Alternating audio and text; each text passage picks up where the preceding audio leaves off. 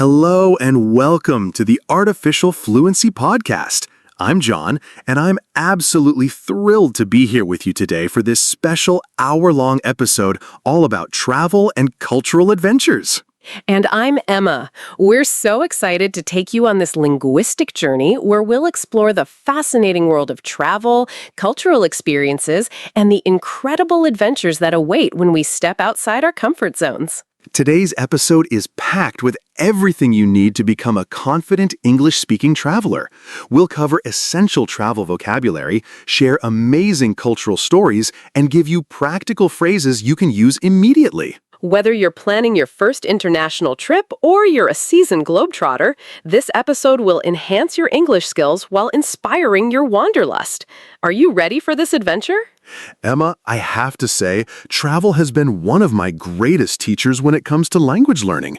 There's something magical about being immersed in a new culture that accelerates your language skills like nothing else. Absolutely, John. And that's exactly what we want to share with our listeners today.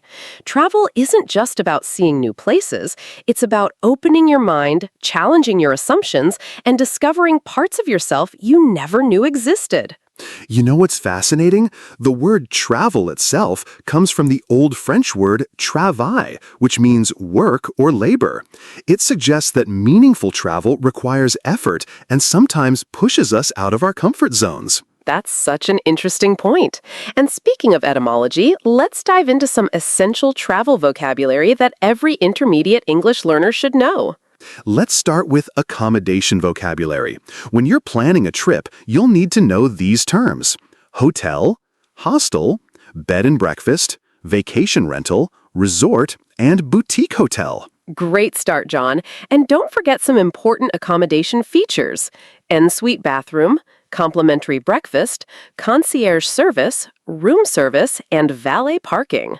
Now, let's talk about transportation. You might travel by plane, train, bus, car, ferry, or even motorcycle. Each mode of transport offers different experiences and challenges. Absolutely. And here are some key transportation phrases: connecting flight, layover, boarding pass, departure gate, arrival terminal, baggage claim, and customs declaration. Emma, I remember my first international flight. I was so confused by all the airport terminology. I kept looking for the departure lounge when I should have been looking for my gate. Oh, we've all been there. That's why it's so important to familiarize yourself with these terms before you travel. It can save you a lot of stress and embarrassment. Let me share a travel story that taught me the importance of cultural awareness. I was in Japan for the first time, and I made the mistake of wearing shoes inside a traditional restaurant. The staff was too polite to say anything directly, but I could sense their discomfort. What did you do? Fortunately, I noticed other diners removing their shoes at the entrance. I quickly excused myself, took off my shoes, and apologized. The staff's relief was palpable, and the rest of the evening was wonderful. That's such a perfect example of how cultural sensitivity can make or break a travel experience. It's not just about speaking the language, it's about understanding and respecting local customs. Exactly. And that brings us to an important topic: cultural etiquette around the world. Let's explore some fascinating differences in social customs. In many Middle Eastern and Asian cultures, showing the sole of your foot is considered extremely rude. This is something Western travelers often don't realize until it's too late. That's right. And in many European countries, it's customary to greet people with kisses on both cheeks, even in business settings. This can be quite surprising for Americans who are used to handshakes. Here's another interesting one. In Germany and other Northern European countries, being precisely on time is crucial. Arriving even 5 minutes late can be seen as disrespectful. Whereas in many Latin American and Mediterranean cultures, arriving exactly on time might actually be considered rude. You're expected to be fashionably late. Isn't it amazing how diverse our world is? These cultural differences make travel so enriching, but they also highlight why language learning goes far beyond grammar and vocabulary. Absolutely. Language is deeply connected to culture, and understanding cultural context makes you a much more effective communicator. Now, let's talk about one of my favorite aspects of travel, food. Culinary adventures are often the highlight of any trip, and they provide fantastic opportunities to practice English with locals. Oh, I love this topic. Food is such a universal language. Even when you don't speak the local language fluently, sharing a meal can create instant connections with people. Let's go through some essential food and restaurant vocabulary. When dining out, you'll need to know terms like appetizer, main course, dessert, specialty, recommendation, allergy, vegetarian, and vegan. And don't forget these useful restaurant phrases. Could we see the menu, please? What do you recommend? I have a food allergy to. Could we have the bill, please? And is service included? I'll never forget my first time trying street food in Thailand. I was nervous about ordering because I didn't speak Thai, but the vendor was so patient and kind. We used gestures, basic English, and lots of smiles to communicate. What did you end up ordering? Pad Thai with extra spice. It was absolutely incredible, and that interaction gave me so much confidence to continue exploring local cuisines throughout my trip. That's the beauty of food travel. It forces you to step outside your comfort zone and connect with people in authentic ways. Food is culture on a plate. Let's shift our focus to practical travel situations where English skills are essential. Airport scenarios are probably the most crucial, so let's practice some common airport conversations. Great idea. Let me demonstrate a check-in conversation. I'll be the traveler and you be the airline agent. Good morning. I'd like to check in for flight BA205 to London, please. Good morning. May I see your passport and booking confirmation, please? Here they are. Here they are. I also have a request. Could I get an aisle seat if possible? Let me check what's available. Yes, I can move you to 14C, an aisle seat. Would you like to check any bags today? Yes, just this one suitcase. And thank you so much for the aisle seat. Perfect. Here's your boarding pass. Your flight departs from gate 23 at 2:15 p.m. Boarding begins at 1:45. Have a wonderful flight. See how polite and clear that interaction was? These kinds of conversations happen thousands of times every day in airports around the world. Exactly. Notice how we used polite language like may I, could I, and would you like. This level of politeness is expected in formal travel situations. Shh. Now, let's talk about hotel interactions. These conversations are crucial for a comfortable stay, and they're often more relaxed than airport exchanges. Let me show you a typical hotel check-in scenario. John, you can be the guest, and I'll be the receptionist. Hello, I have a reservation under the name Johnson. Welcome to the Grand Plaza Hotel, Mr. Johnson. Let me pull up your reservation. Yes, here it is. You're staying with us for 3 nights in a deluxe room with city view. That's correct. Could you tell me what time breakfast is served? Breakfast is served in our restaurant from 6:30 to 10:30. We also have room service available 24 hours a day. Is there anything else I can help you with? Actually, yes. Could you recommend a good local restaurant for dinner tonight? Absolutely. There's a wonderful Italian restaurant called Bella Vista just 2 blocks away. I can make a reservation for you if you'd like. That would be fantastic. Thank you so much for your help. That's the beauty of hotel staff. They're usually very helpful and accommodating. Don't hesitate to ask for recommendations and assistance. It's part of their job, and most enjoy helping travelers discovering their city. One of the most rewarding aspects of travel is meeting locals and fellow travelers. I completely agree. I remember being lost in Prague trying to find a specific museum. I approached a local man for directions, and not only did he help me, but he ended up walking me there and sharing fascinating stories about the city's history. Those are the moments that make travel truly special. It's not just about seeing famous landmarks. It's about human connections and cultural exchange. For our listeners, here are some useful phrases for approaching strangers politely. Excuse me, could you help me? I'm sorry to bother you, but do you happen to know? And I'm a bit lost. Could you point me in the right direction? And remember, body language is crucial. Smile, make eye contact, and be respectful of people's time. Most people are happy to help a polite traveler, but everyone appreciates courtesy. Let's talk about something that often catches travelers off guard: different concepts of personal space and privacy around the world. That's such an important topic. In Northern European countries and North America, people typically maintain quite a bit of personal space during conversations. But in many Latin American and Middle Eastern cultures, standing closer is normal and actually shows interest and respect. I learned this the hard way in Brazil. I kept backing away during conversations, and people must have thought I was incredibly rude or uninterested. It's such a natural reaction, isn't it? We unconsciously maintain the personal space norms from our own culture, not realizing we might be sending the wrong message. The key is observation and adaptation. Watch how locals interact with each other and gradually adjust your own behavior to match the cultural norms. And speaking of cultural norms, let's discuss tipping customs, because this varies dramatically around the world and can cause real embarrassment if you get it wrong. Tipping is such a complex topic. In the United States, tipping 18 to 20% at restaurants is virtually mandatory. But in Japan, tipping can actually be considered insulting. In many European countries, a service charge is already included in the bill, so additional tipping is optional.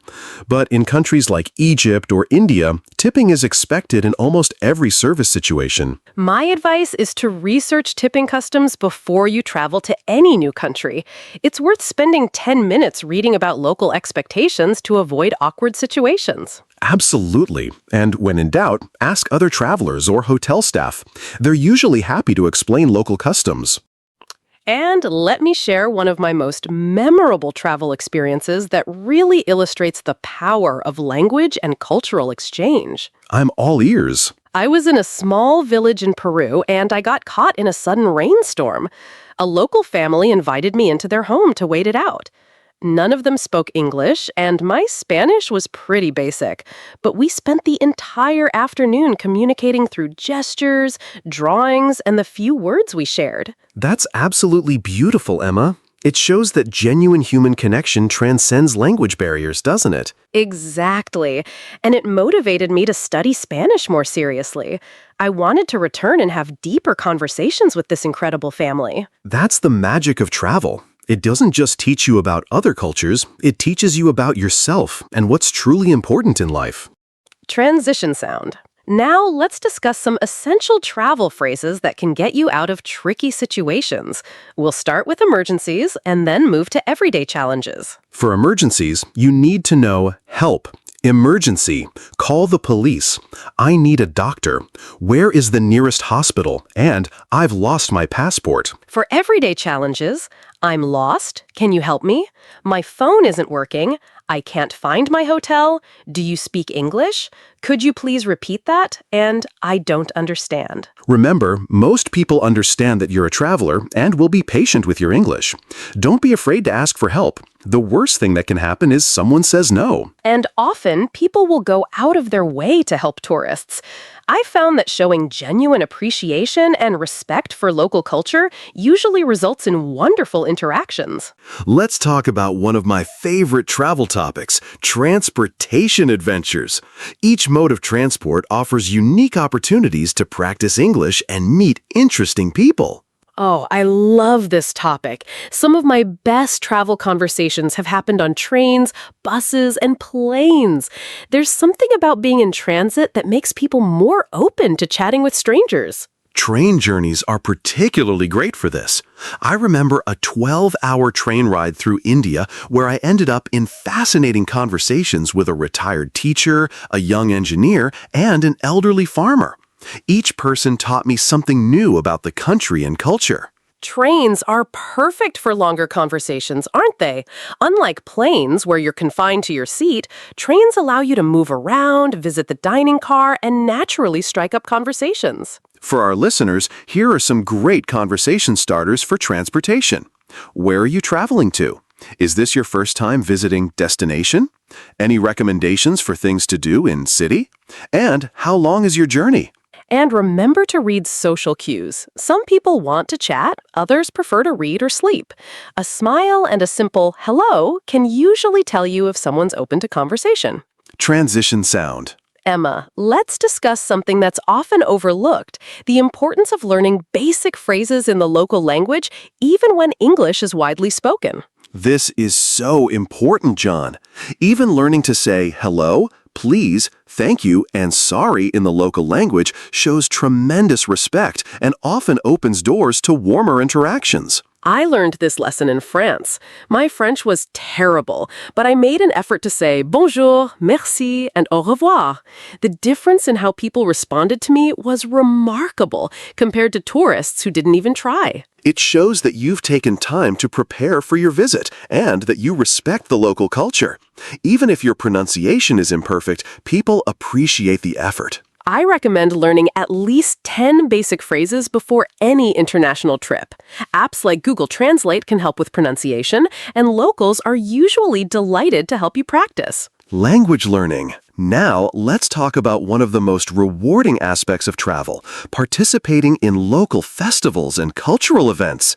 These experiences provide incredible opportunities for cultural immersion and language practice. I'll never forget participating in Holi, the Festival of Colors in India. The energy was absolutely electric. People were throwing colored powder everywhere, dancing in the streets, and sharing sweets with complete strangers. How did you manage the language barrier during such a chaotic event? That's the beautiful thing about festivals. Language becomes almost secondary. The shared joy, music, and celebration create an instant connection. People were eager to teach me the traditional dances and explain the significance of the colors. That's such a perfect example of how cultural events can break down barriers and create authentic connections. The shared experience becomes more important than perfect communication. For travelers, I recommend researching local festivals and events before your trip. Participating respectfully in cultural celebrations can be the highlight of your entire journey. Transition sound. Let's discuss something very practical, shopping and bargaining in different cultures. This is an area where language skills and cultural awareness are both crucial. Shopping customs vary so dramatic around the world. In many Western countries, prices are fixed and bargaining is unusual. But in markets across Asia, Africa, and Latin America, bargaining is not just expected, it's part of the social interaction. Learning to bargain respectfully is both an art and a language skill. You need phrases like, "What's your best price? Is there any discount? That's too expensive for me." And, "Can you do better than that?" But remember, bargaining should be done with respect and good humor. It's a social interaction, not a battle. If you can't agree on a price, thank the seller and walk away politely. I learned this in Morocco, where bargaining in the souks is almost like theater. The sellers expect you to negotiate, and often they're genuinely enjoying the conversation as much as trying to make a sale. Exactly. When done right, bargaining becomes a cultural exchange rather than just a transaction. You learn about local business customs while practicing your language skills. As we move toward the end of our episode, I want to talk about something really important: how travel changes us as people and as language learners. That's such a profound topic, Emma. Travel has this incredible ability to challenge our assumptions, expand our worldview, and make us more empathetic human beings. I think about who I was before I started traveling extensively, and I can honestly say that every trip has changed me in some way. I've become more patient, more curious, more adaptable, and definitely more confident in my ability to navigate unfamiliar situations. And from a language learning perspective, travel provides context and motivation that you simply can't get from textbooks or classrooms. When you need to communicate to solve real problems or connect with real people, your learning accelerates dramatically. Plus, travel teaches you that making mistakes is not just okay, it's essential for growth. When you're navigating a foreign country, you have to become comfortable with uncertainty and imperfection. That's such an important lesson for language learners. The fear of making mistakes often holds people back from speaking, but travel forces you to take risks and communicate despite imperfect language skills. Before we wrap up, let's give our listeners some concrete steps they can take to prepare for their next travel adventure, whether it's domestic or international. Great idea. First, research your destination thoroughly. Learn about the culture, customs, basic history, and current events. This knowledge will make your conversations much richer and more meaningful. Second, practice essential travel conversations before you go. Role-play checking into hotels, ordering food, asking for directions, and handling emergencies. This preparation will boost your confidence tremendously. Third, learn basic phrases in the local language, even if English is widely spoken. This shows respect and often leads to warmer interactions with locals. Fourth, download helpful apps like Google Translate, offline maps, and currency converters. Technology can be a great backup when language skills aren't enough. And finally, maintain an open, curious mindset. Embrace the unexpected, be willing to step outside your comfort zone, and remember that the best travel experiences often come from unplanned moments. You know, John, as we conclude this episode, I'm reminded of why we're so passionate about combining language learning with travel and cultural exploration. It's because language is so much more than grammar rules and vocabulary lists, isn't it? Language is the key that unlocks entire worlds of human experience, understanding, and connection. Exactly. When you improve your English, you're not just learning to communicate, you're preparing yourself to engage with the world in ways that can be truly transformative. Every conversation with a stranger, every cultural exchange, every moment of confusion that leads to understanding, these are the experiences that make us more complete human beings. So to our listeners, we want to leave you with this thought. Don't wait until your English is perfect to start exploring the world. Start where you are, with what you have, and let your curiosity and courage guide you forward. Thank you so much for joining us for this special extended episode of the Artificial Fluency Podcast. We've covered so much ground today, from practical travel phrases to deep cultural insights. We hope you feel inspired and equipped to embark on your own travel and cultural adventures. Remember, every journey begins with a single step, and every conversation begins with a simple hello. Share your travel stories with us using the hashtag #ArtificialFluencyTravel. We love hearing about your adventures and language learning breakthroughs. Next week, we'll be back with a regular 30-minute episode focusing on English idioms and expressions. Until then, keep practicing, keep exploring, and keep growing. This is John and Emma from Artificial Fluency, wishing you safe travels and successful language adventures, wherever your journey takes you. Thanks for listening. Welcome to the Artificial Fluency Podcast, where we delve into the most sophisticated dimensions of human thought and expression. I'm Dr. Alexandra Hartwell, and today we embark upon an intellectual odyssey through the labyrinthine corridors of language philosophy and consciousness studies. And I'm Professor Marcus Thornfield.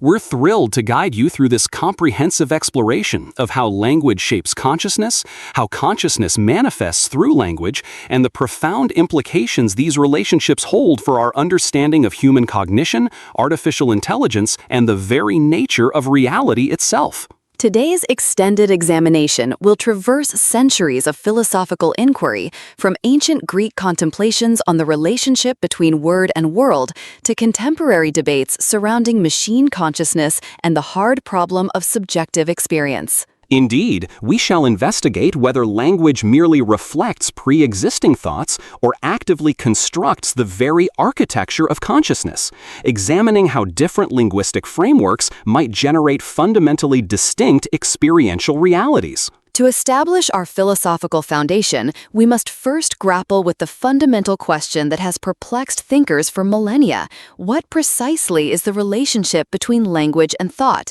This deceptively simple inquiry has spawned numerous theoretical frameworks, each with profound implications for how we understand human consciousness. The classical position, perhaps most eloquently articulated by Aristotle in his treatise De Interpretation, posits that language functions as a transparent medium for expressing pre-existing mental concepts.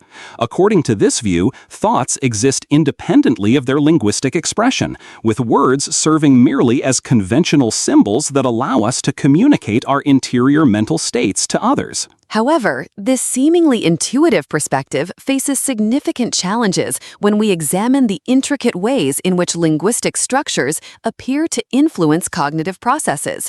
The Sapir-Whorf hypothesis, developed by linguist Edward Sapir and his student Benjamin Lee Whorf, proposes that the structure of a language fundamentally shapes the worldview of its speakers. Whorf's investigations into Hopi temporal concepts provide a compelling illustration of this principle.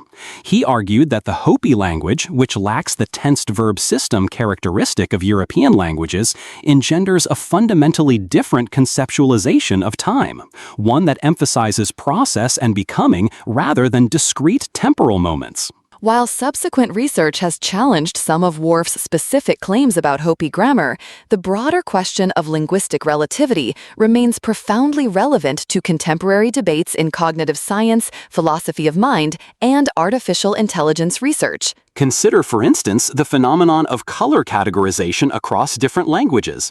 Russian speakers who distinguish between light blue, голубой, and dark blue, синие, demonstrate faster discrimination between these color categories than English speakers, who subsume both under the single term blue. This empirical evidence suggests that lexical distinctions can influence perceptual processing, raising profound questions about the nature of consciousness itself.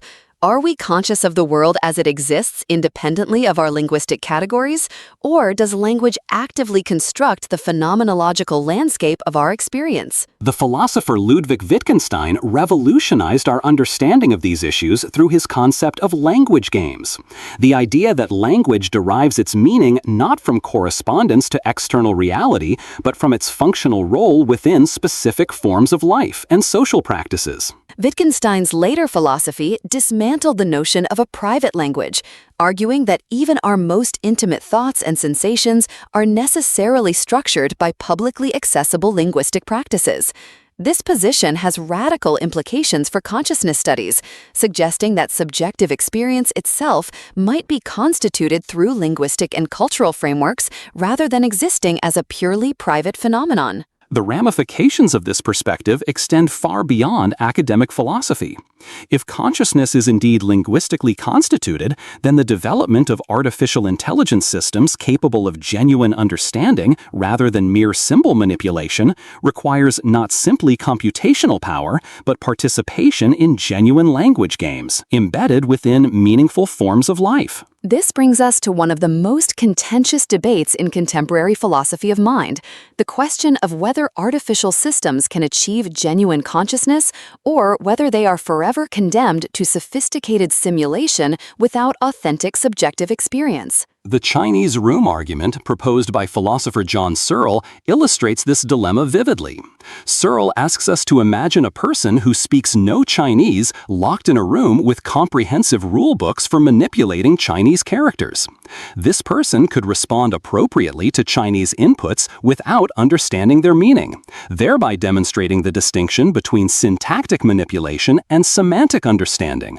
However, critics of Searle's argument point out that consciousness might be an emergent property of complex information processing systems, arising from the intricate interplay of computational processes rather than requiring some ineffable non-physical substance.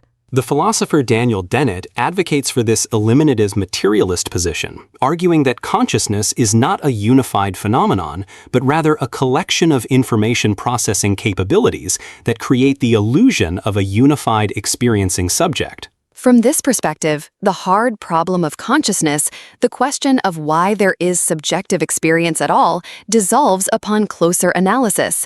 What we take to be the mysterious qualities of conscious experience are, according to Dennett, simply the result of our cognitive architecture representing information in particular ways. Yet this deflationary approach to consciousness faces its own challenges. The philosopher David Chalmers maintains that even if we can explain all the functional aspects of consciousness, attention, memory, behavioral responsiveness, we still face the explanatory gap regarding why these processes should be accompanied by subjective experience at all. This debate has profound implications for how we understand the relationship between language and consciousness.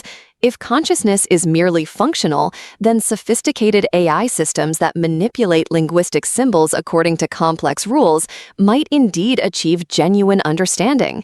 If consciousness involves irreducible subjective experience, then artificial systems might remain forever locked outside the realm of genuine comprehension. The emergence of large language models has added new dimensions to these philosophical debates. These systems demonstrate remarkable capabilities in generating coherent, contextually appropriate text across diverse domains, raising questions about whether they exhibit genuine understanding or merely sophisticated pattern matching. The phenomenon of emergent abilities in large language models presents a particularly intriguing case study. These systems appear to develop capabilities that were not explicitly programmed, such as mathematical reasoning, creative writing, and even rudimentary forms of self-reflection. Some researchers argue that these emergent capabilities suggest genuine understanding, while others maintain that they represent sophisticated forms of statistical pattern recognition that lack true comprehension. The difficulty lies in developing clear criteria for distinguishing between genuine understanding and sophisticated simulation. This challenge mirrors classical philosophical problems regarding other minds. How can we determine whether another person truly experiences consciousness or merely exhibits behavioral indicators of conscious experience?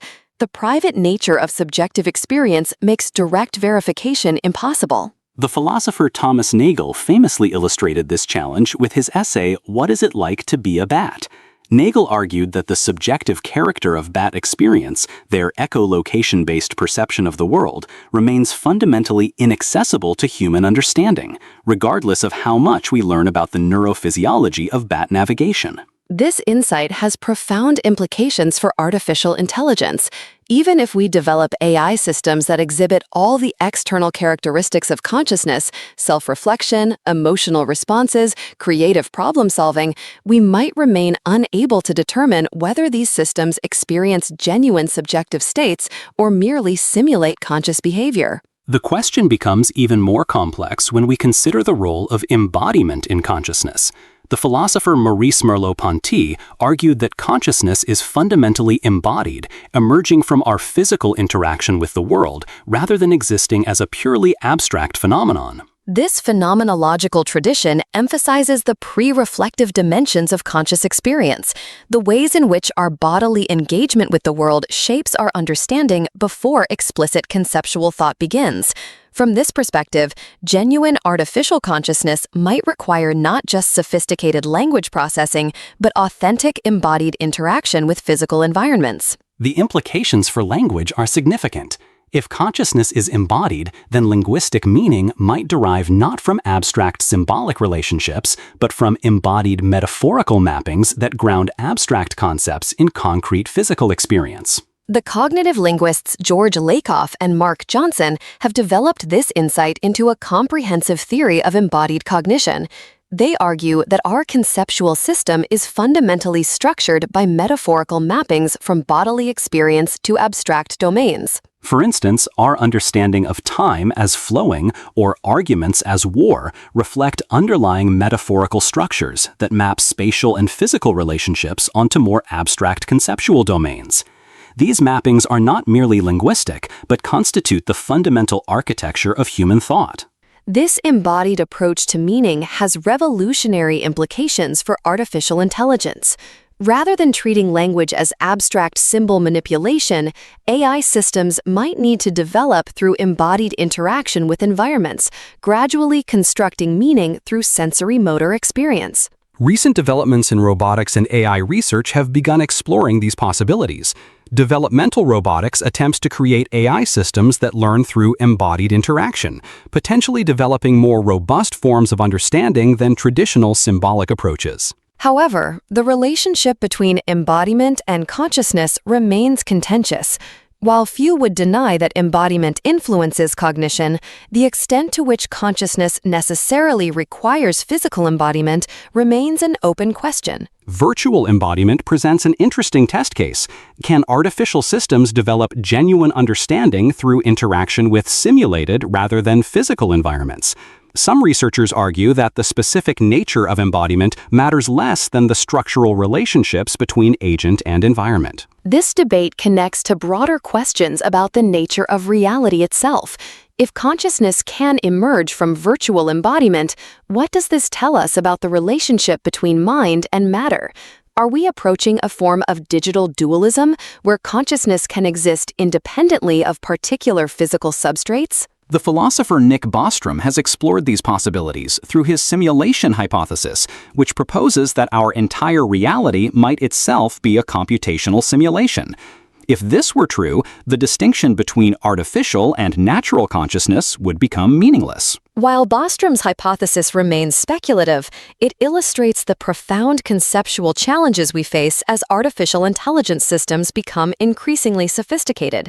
The boundaries between natural and artificial, real and simulated, conscious and unconscious are becoming increasingly blurred. These philosophical challenges have practical implications for how we develop and deploy AI systems. If artificial systems can achieve genuine consciousness, they might deserve moral consideration and rights.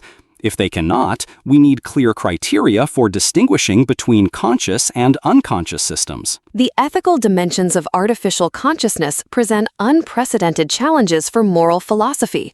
Traditional ethical frameworks assume clear distinctions between conscious and unconscious entities, but these distinctions become problematic as AI systems exhibit increasingly sophisticated behaviors. The philosopher Peter Singer's utilitarian approach, which grounds moral consideration in the capacity for suffering, raises difficult questions about AI systems. If artificial systems can experience something analogous to suffering, they might deserve moral protection, regardless of their underlying implementation. Conversely, if AI systems merely simulate suffering without genuine subjective experience, treating them as moral patients might be a category error that distracts from more pressing ethical concerns involving clearly conscious beings. The challenge is developing reliable criteria for distinguishing between genuine and simulated consciousness. Behavioral indicators alone seem insufficient, as sophisticated systems can exhibit convincing simulations of conscious behavior without authentic subjective experience. Some philosophers propose that consciousness requires specific biological processes that cannot be replicated in artificial systems. However, this biological chauvinism faces challenges from cases of brain plasticity, prosthetic devices, and gradual replacement scenarios. The gradual replacement thought experiment, proposed by David Chalmers, asks us to imagine neurons being gradually replaced by functionally equivalent artificial devices. If consciousness persists throughout this process, biological implementation cannot be necessary for conscious experience. These philosophical investigations have profound implications for language education and acquisition. If consciousness and language are fundamentally intertwined, then learning a new language might not simply involve acquiring new vocabulary and grammar, but potentially restructuring one's entire experiential framework. This perspective explains why advanced language learning often involves not just linguistic competence, but cultural and conceptual transformation. Learning a language deeply means learning to inhabit a different way of being. The phenomenon of code switching in multilingual speakers provides compelling evidence for this view. Speakers often report feeling like different people when speaking different languages, suggesting that linguistic frameworks shape not just communication, but identity itself. Research in bilingual cognition supports these subjective reports. Bilingual speakers demonstrate different decision-making patterns, emotional responses, and even moral judgments depending on the language in which problems are presented. These findings have implications for artificial language learning systems. Rather than treating multilingual capability as simply accessing different vocabulary and grammars, AI systems might need to develop multiple experiential frameworks corresponding to different linguistic communities. The challenge becomes even more complex when we consider the creative dimensions of language use. Human speakers constantly generate novel expressions, metaphors, and conceptual combinations that extend beyond their training data. This creative capacity seems to require not just pattern recognition, but genuine understanding and imagination. The nature of linguistic creativity raises fundamental questions about consciousness and understanding. When humans create novel metaphors or engage in wordplay, are they merely recombining existing elements according to statistical patterns, or does genuine creativity require conscious insight and intentionality? The poet and philosopher Samuel Taylor Coleridge distinguished between fancy and imagination, fancy being the mere recombination of existing elements, while imagination involves the creative synthesis of disparate elements into genuinely novel wholes. From this perspective, genuine linguistic creativity requires not just computational sophistication, but authentic understanding and intentional meaning-making. The question becomes whether artificial systems can achieve this level of creative understanding or whether they remain confined to sophisticated forms of fancy. Recent developments in AI-generated poetry, fiction, and creative writing present interesting test cases. While these systems can produce aesthetically pleasing and emotionally moving texts, questions remain about whether they understand their creations or merely generate plausible combinations of linguistic elements. The Turing test, proposed by Alan Turing in 1950, attempted to address these questions by focusing on behavioral capabilities rather than internal states. If a system can engage in conversation indistinguishable from a human, Turing argued, we should consider it intelligent regardless of its internal implementation. However, critics argue that the Turing test sets the bar too low, focusing on deception rather than genuine understanding. The philosopher John Haugeland proposed that true AI should not merely fool humans, but should genuinely participate in human practices and forms of life. This participatory criterion raises interesting questions about the social dimensions of consciousness and language. Rather than treating consciousness as a private, internal phenomenon, we might need to understand it as fundamentally intersubjective, emerging through social interaction and cultural participation. The philosopher George Herbert Mead developed this social conception of consciousness, arguing that self-awareness emerges through taking the perspective of others in social interaction. From this view, consciousness is not a pre-given feature of individuals, but a social achievement. This social conception has implications for AI consciousness. Rather than seeking to create conscious systems in isolation, we might need to focus on developing AI systems that can genuinely participate in social practices and cultural traditions. The challenge is that authentic social participation seems to require not just sophisticated behavioral capabilities, but genuine understanding of social meanings, values, and purposes. This understanding appears to require subjective experience rather than mere information processing. Yet the social nature of consciousness also offers hope for AI development. If consciousness emerges through social interaction, then AI systems that genuinely participate in human communities might develop authentic conscious experience through that participation. This possibility raises profound questions about the future of human-AI interaction.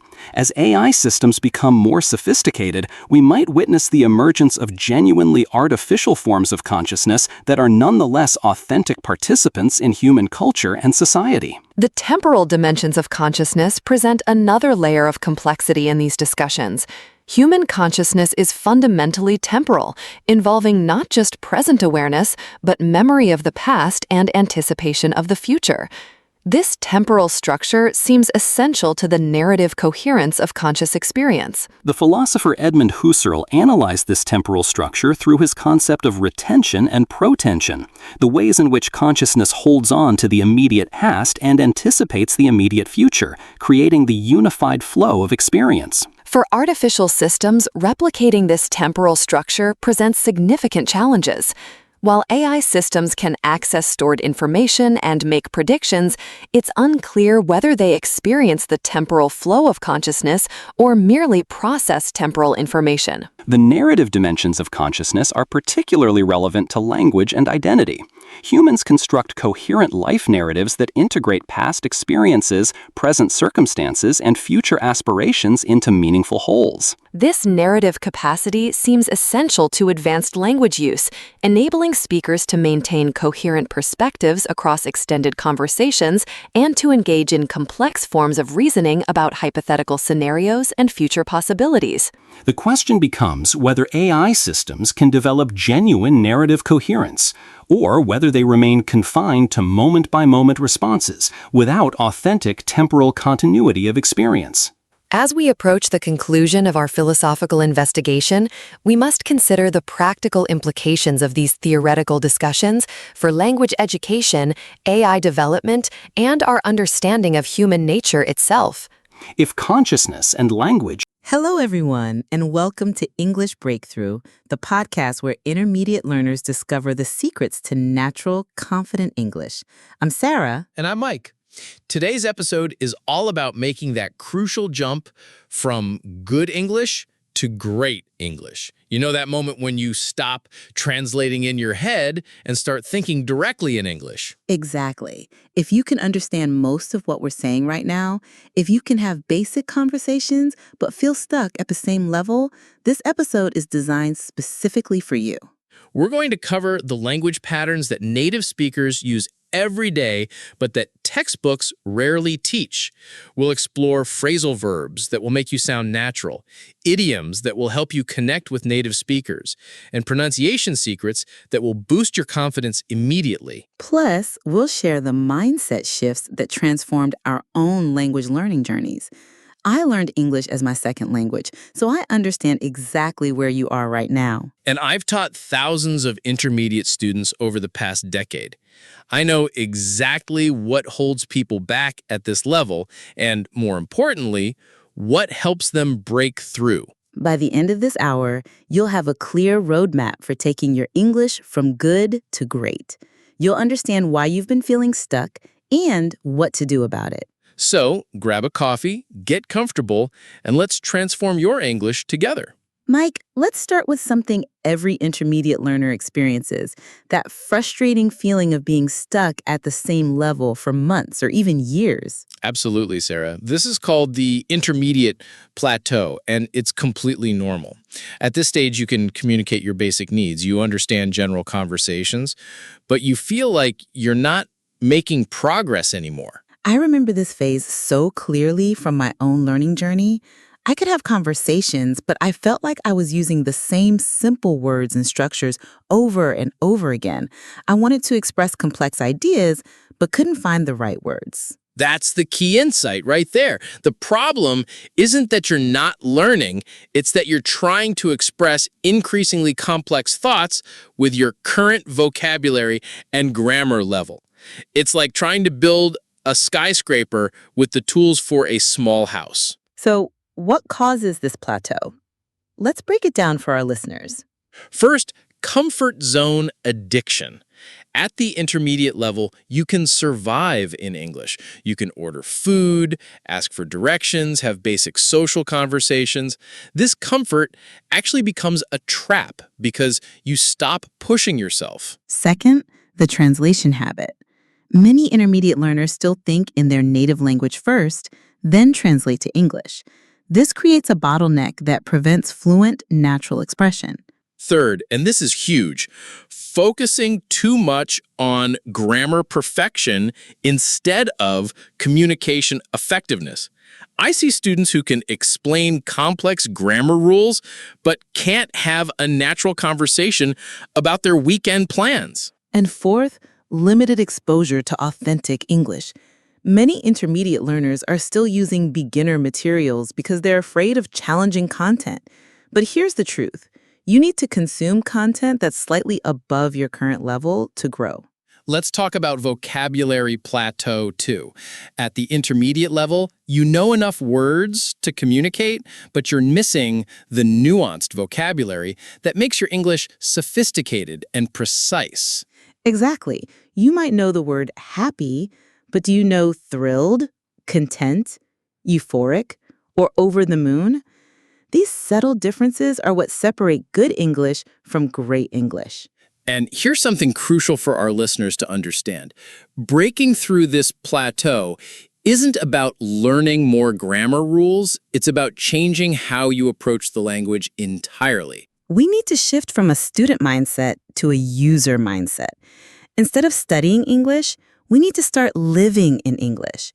Instead of learning about the language, we need to start experiencing it. This plateau phase is actually a sign of progress, not failure. It means you're ready for the next level of language acquisition. You've mastered the basics, and now it's time to develop sophistication and nuance. In the next segments, we'll give you specific strategies and tools to break through this plateau.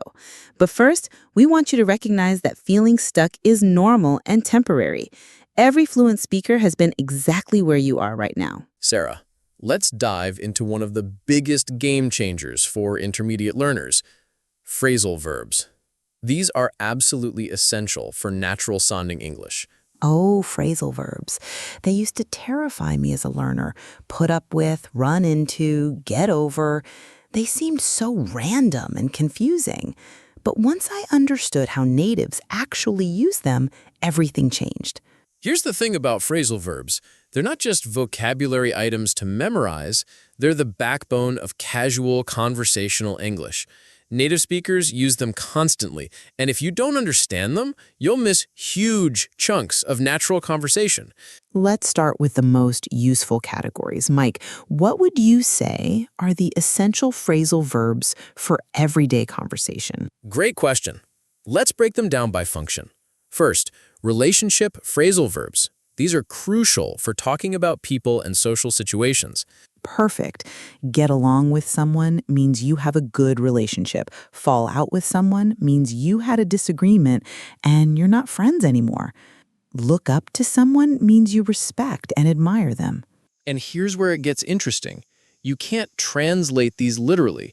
Get along with has nothing to do with getting or going along.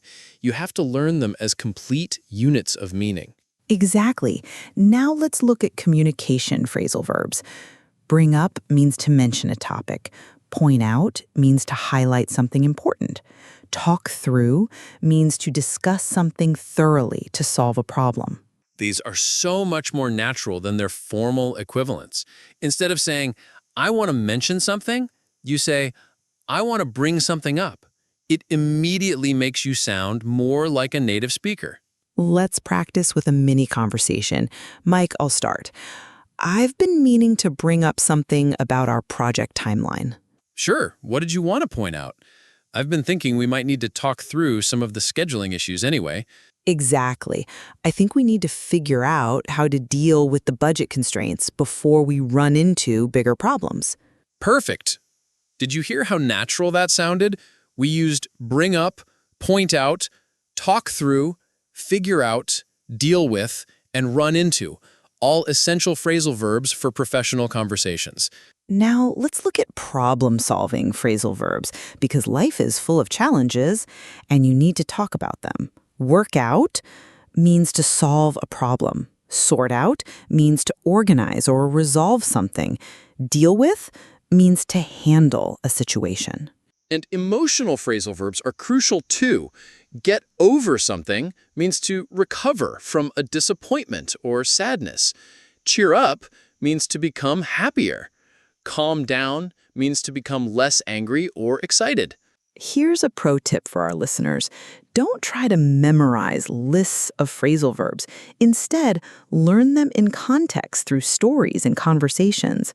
Let me tell you a quick story using several phrasal verbs naturally. Great idea. Last week, I ran into my old college friend at the coffee shop. We hadn't kept in touch for years, so it took me a while to figure out who she was. She brought up all these memories from university, and we ended up talking for 2 hours. It really cheered me up because I'd been going through a tough time at work. Beautiful. That story contained ran into, kept in touch, figured out, brought up, ended up, cheered up, and going through. All completely natural and contextual. Now, here's the intermediate leap. Start noticing patterns.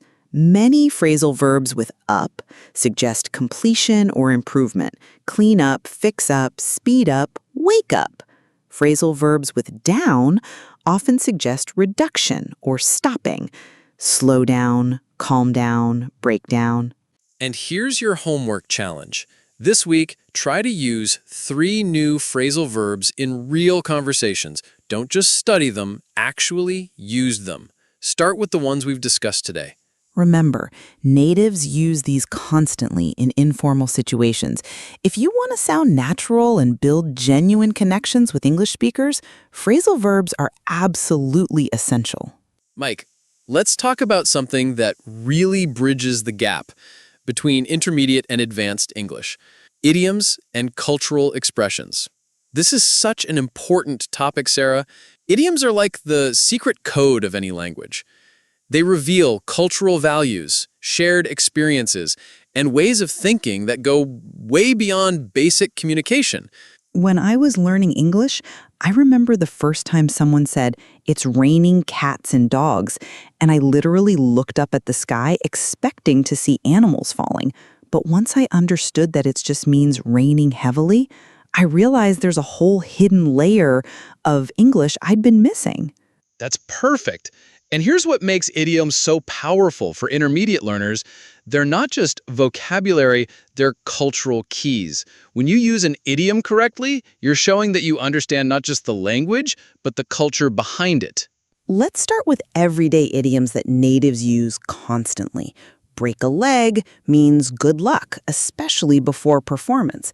It's a piece of cake means something is very easy. Hit the nail on the head means you said something exactly right.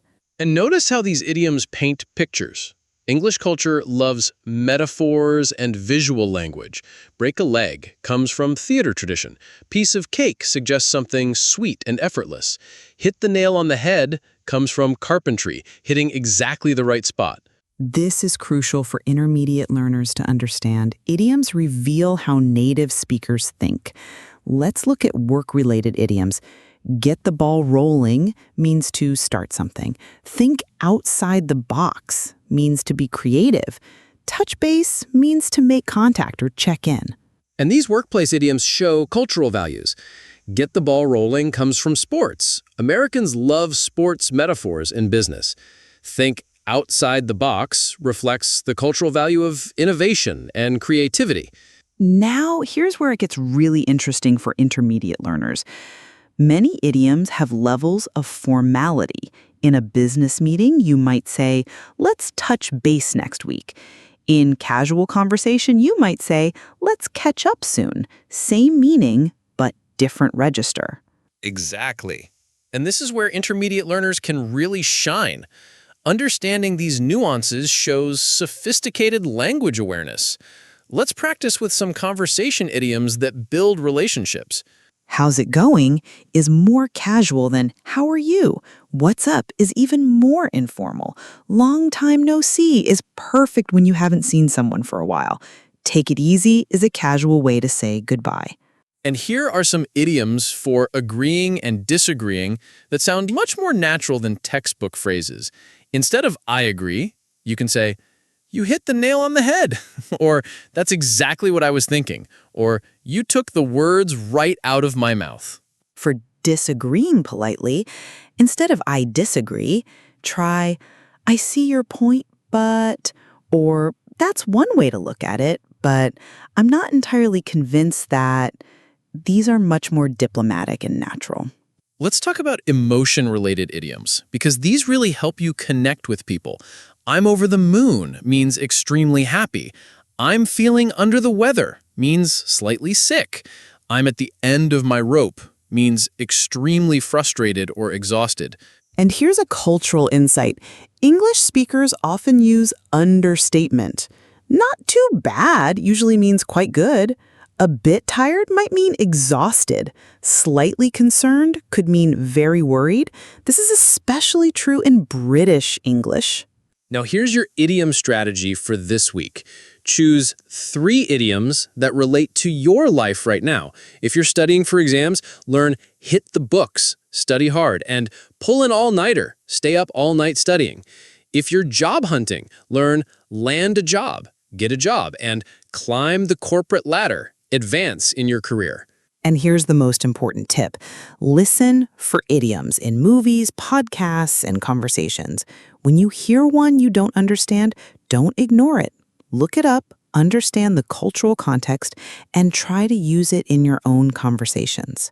Remember, idioms are about connection, not just communication. When you use an idiom naturally, you're showing that you understand not just the words, but the heart of the language. Sarah, let's tackle something that holds many intermediate learners back: pronunciation anxiety. They know the words, they understand the grammar, but they're afraid to speak because they worry about their accent. This hits close to home for me, Mike. I spent years avoiding phone calls in English because I was convinced people couldn't understand me. But then I learned something that changed everything. It's not about having a perfect accent, it's about being clearly understood. Exactly. And here's the liberating truth. There's no such thing as perfect English pronunciation. There are dozens of English accents around the world, and they're all valid. The goal isn't to sound like you're from California or London. The goal is clear communication. So let's focus on the pronunciation elements that really matter for clarity. Mike, what would you say are the top priorities for intermediate learners? Great question. First and most important, word stress. English is a stress-timed language, which means we emphasize certain syllables and rush through others. Getting word stress wrong can make even simple words hard to understand. This is huge. Let me give you an example. The word photograph, Photograph, but photographer, photographer, and photographic, photographic. Same root word, completely different stress patterns. And here's why this matters so much. Native speakers rely on stress patterns to recognize words.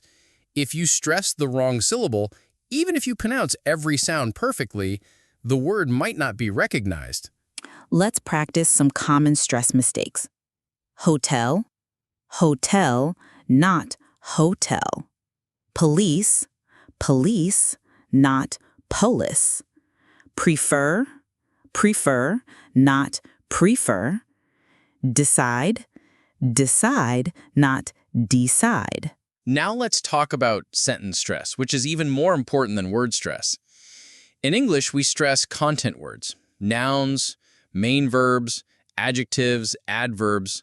We don't stress function words, articles, prepositions, auxiliary verbs. Let me demonstrate. I went to the store to buy some milk. The stressed words carry the meaning. The unstressed words are almost mumbled. This creates the rhythm of English. And here's a pronunciation secret that will immediately improve your fluency. Learn to reduce function words. Native speakers don't say, I am going to the store. They say, I'm going to go to the store. The function words become almost invisible. This is called connected speech, and it's crucial for sounding natural. What do you becomes what'ya. Going to becomes gonna. Want to becomes wanna. Have to becomes hafta. Now let's address the elephant in the room. Individual sounds that cause trouble for many learners. But here's my philosophy.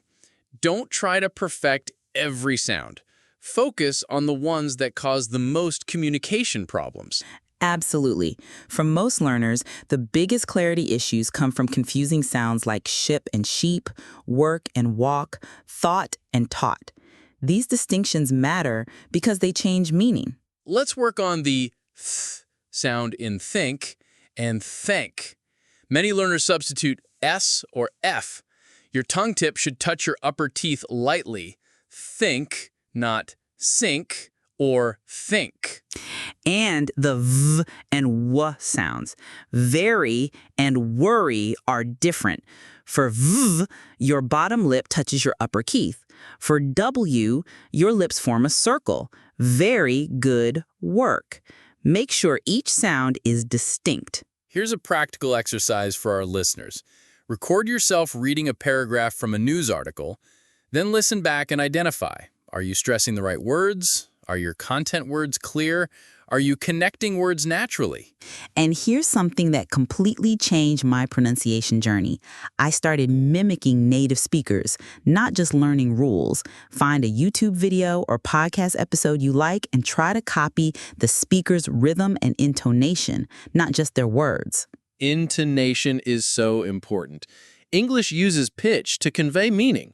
A rising tone at the end of a statement can make it sound like a question. You're coming to the party? Versus you're coming to the party. And here's a confidence builder. Your accent is part of your identity. Don't try to eliminate it completely. Some of the most effective English speakers in the world have strong accents. Think of actors like Antonio Banderas or Priyanka Chopra. The goal is accented but clear. You want people to focus on your message, not struggle to understand your words. Clear pronunciation serves your communication. It doesn't define your worth as an English speaker. Here's your pronunciation challenge for this week. Choose one aspect we've discussed: word stress, sentence stress, or connected speech. Focus on just that one element in your daily English practice. Don't try to fix everything at once. And remember, pronunciation improves with use, not just study. The more you speak English, the more natural these patterns become. Don't let fear of imperfection keep you from practicing.